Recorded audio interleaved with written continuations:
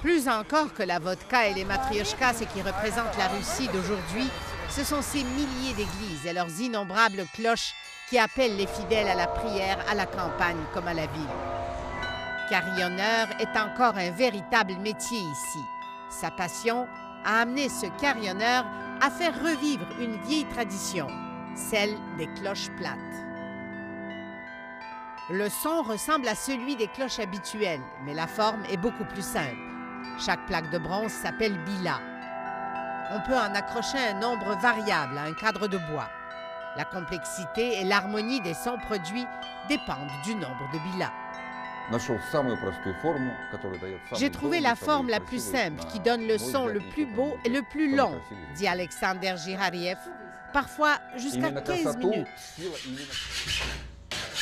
Dans son atelier, Alexander Girariev travaille les plaques de bronze de dimensions diverses, préfabriquées dans une usine. Les mesures doivent être exactes. Parfois, les plaques sont percées pour produire un son précis. Chaque bila donne 4 à 5 sons, comme les cloches traditionnelles. Le nombre de sons est multiplié par celui des plaques. Un instrument qui en comporte 12 peut ainsi produire plus de 48 sons différents. Je reçois parfois des commandes pour 20, 30, même 60 bilas pour un seul instrument, dit l'artisan.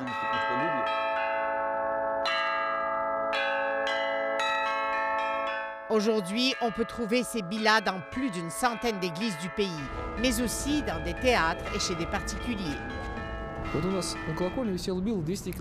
Nous avons une bila de 200 kilos. Elle sonne comme une cloche, mais il nous faudrait une cloche de 3 tonnes pour avoir le même résultat.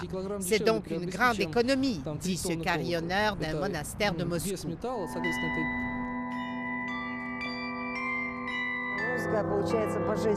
Qu'on joue des morceaux classiques ou de l'improvisation, c'est comme une musique des cieux, une musique de Dieu, dit la collaboratrice de l'artisan.